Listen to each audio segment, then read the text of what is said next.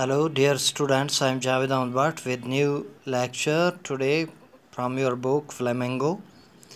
It is a poem written by Adrian Rich Aunt Jennifer Steigers. Aunt Jennifer Steigers. So Adrian Rich was born in Baltimore, Maryland, USA. She is widely known for her involvement in contemporary women's movement as a poet and theorist. She has published 19 volumes of poetry, 3 collections of essays, and other writings. A strong resistance to racism and militarism echoes through her work. The poem Mount Jennifer Steigers addresses the constraints of married life, a woman experience. तो शायरा जो हैं वो हमेशा ख़वातीन के हुकूक़ के को लेकर उनकी अलमबरदार रही हैं और फ़ौजी जमाव या तो नस्ल परस्ती के ख़िलाफ़ उसने बहुत सारी किताबें लिखी हैं, बहुत सारे अशार लिखे हैं। तो इसी तरह ये पोएम ऑन जेनिफ़र स्टाइगर्स जो है तो इसमें भी कंस्ट्रेंट्स यानी कि जो हदें होती हैं, कंस्ट्रेंट्स यानी कि जो रुकावटें बंदिशें होती हैं एक शादीशुदा औरत के, उसके बारे में उसने बात की है।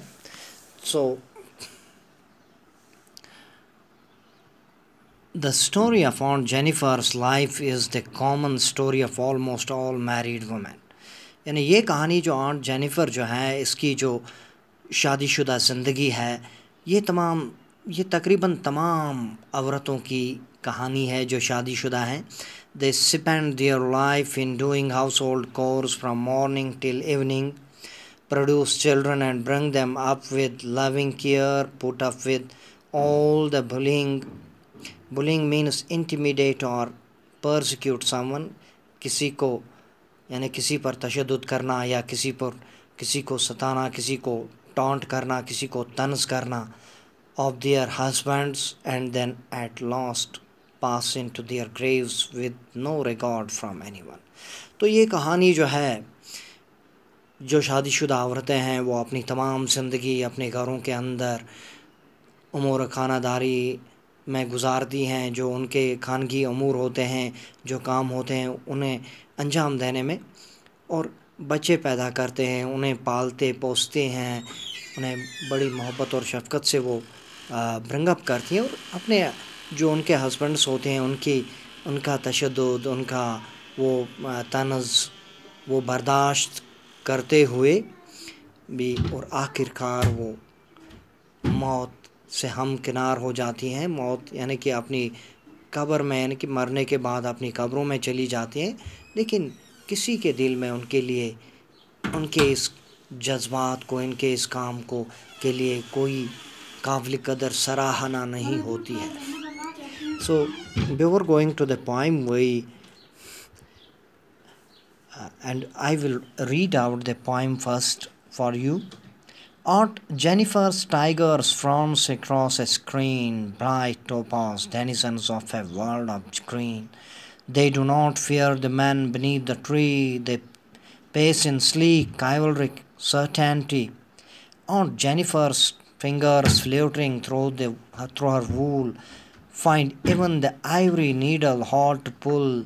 The massive weight of Uncle's wedding band sits heavily upon Aunt Jennifer's hand. When Aunt is dead, her terrified hands will be still ringed with ordeals she was mastered by. The tigers in the panel that she made will go on prancing proud and unafraid. So some of the difficult words, before understanding the poem we shall understand some of these words and phrases. So prance means to move with high steps, यानी कि बड़े बड़े कदम उठाना, बड़े बड़े ढक भरना. Screen and upright structure over a wooden or metal frame used for dividing a room. किसी कमरे को दो हिस्सों में बदलने के लिए एक स्क्रीन, एक मेटल शीट, एक वुडन शीट होता है, तो उसी को स्क्रीन कहा जाता है. Topaz, a transparent mineral. ایک معدنی اشیاء ہے، یہ پتھر ہے، ٹوپاز، اسے پکھراج کہا جاتا ہے. Denizens, a person, an animal or a plant that lives, grows or is often found in a particular place. یعنی کہ ایک شخص یا حیوان یا ایک درخت جو زندہ رہتا ہے، بڑھتا ہے کسی خاص جگہ پر، یعنی کہ وہاں سے، یعنی کہ وہ اس کی ایک خاص جگہ ہوتی ہے، پرٹیکولر پلیس ہوتی ہے. پیس، walk with slow regular steps, یعنی کہ قدم، پیسز، سٹیپس جسے کہا جاتا ہے. سلیک، سموتھ اینڈ ایلیگینٹ، بہت ہی نرم اور شاندار. کائولرک، پولائٹ اینڈ ہیلپ فل، یعنی حلیم اور مددگار. فلیوٹرنگ، موونگ لائٹلی اینڈ کوئکلی، یعنی فلیوٹرنگ ونگس اگر ہم کہیں گے تو فڑفڑانا، جو جس طرح پرندے پروں کو فڑفڑاتے ہیں اسی کو فلیوٹر کہا جاتا ہے. تو میسیو آف گریٹ سائز، بہت بڑا. ویڈنگ بینڈ، ویڈنگ ٹائز، شادی کا بندھن جسے کہا جاتا ہے. ٹیریفائڈ، ٹیریفائڈ مینس فرائٹنڈ، خوفزدہ. رنگڈ آؤٹ، سراؤنڈیڈ بائی، یعنی گھرا ہوا. آڈیلس، ڈیفیکلٹ اور پینفل ایکسپیرینسز، مشکل اور تکلیف دہ تجربات. Mastered by, over powered by, یعنی کسی پر قابو حاصل کرنا. So the first stanza, Aunt Jennifer's tigers frowns across a screen up to the bright topaz denizens of a world of green. They do not fear the man beneath the tree. They pace in sleek chivalric certainty. چونکہ aunt Jennifer جو ہے وہ ایک married women ہے، تو یہاں پر جو poem میں شروع کیا گیا ہے، آنٹ جینیفر نے کچھ ایمبرائڈری کی تھی اور کچھ ٹائگرس ایمبرائڈرڈ کیے تھے ایک اسکرین پر. تو these tigers same to be پراؤنسنگ across the screen, یعنی کہ ایسا لگ رہا ہے کہ یہ اس اسکرین کے آر پار بڑے اونچے قدموں سے بڑھ رہے ہیں. دے same to be bright yellow ڈینیسنز of a green world. ایک پکھراج، ایک پتھر، ایک چمکیلے پتھر کی طرح وہ دکھائی دے رہے ہیں. سم مین اور اسٹینڈنگ بنیتھ دا ٹری، وہاں پر ایک درخت بھی بنا ہے اور اس کے نیچے کچھ لوگ بیٹھے ہیں. But the tigers don't seem to have any fear of these مین. لیکن یہ شیر جو ہیں، یہ ٹائگرز جو ہیں، یہ شیر، انہیں ان آدمیوں کا کوئی بھی خوف نہیں ہے. دے go about in a dignified manner. There is courage, brewery and certainty in their looks. وہ ایک بہت ہی شان سے آگے بڑھ رہے ہیں، بڑھنے کی کوشش کر رہے ہیں. ان میں ہمت ہے، بہادری ہے اور مصمم ارادہ ہے. سرٹینٹی یعنی کہ شکوک کے بغیر، یعنی کہ جو بھی قدم وہ اٹھانے کی کوشش کر رہے ہیں وہ بغیر کسی شک کے. تو یہاں پر پہلے جو سٹینزا میں ہے ہمیں وہ یہ ہے کہ ہمیں آنٹ جینیفر نے جو ایمبرائڈر کیے تھے ٹائگرز، ان کے بارے میں بتایا گیا ہے کہ وہ کس طرح سے ہیں، کتنے ایلیگنٹ ہیں، شاندار ہیں. تو دین we have another stanza. Aunt Jennifer's fingers fluttering through her wool find even the ivory needle hard to pull. The massive weight of Uncle's wedding band sits heavily upon Aunt Jennifer's band.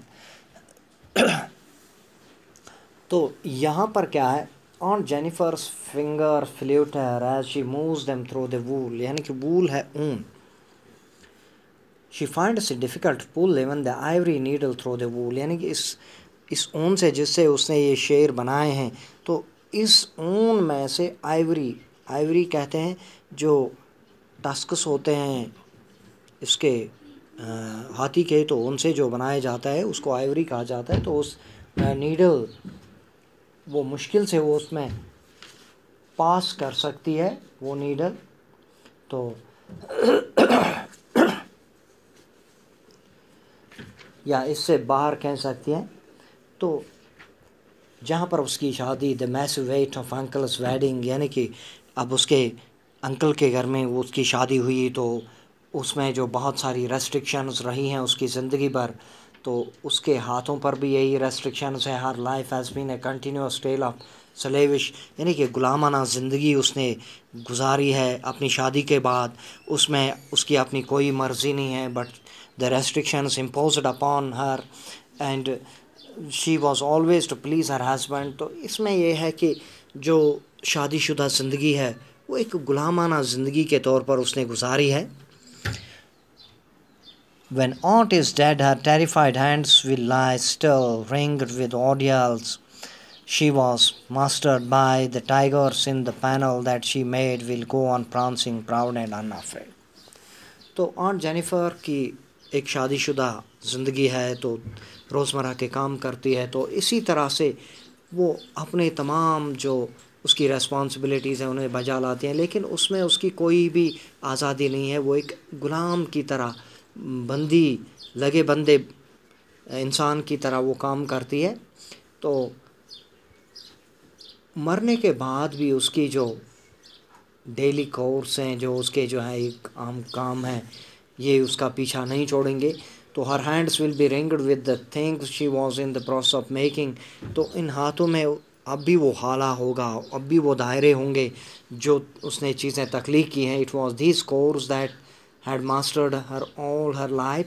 تو یہی کام جو ہیں جن میں اس نے تمام زندگی میں ایک مہارت حاصل کی. تو the tigers she made in the panel will still be prancing, they will be proud and often afraid, but poor Aunt Jennifer who created them will be lying lifeless and would be gone forever.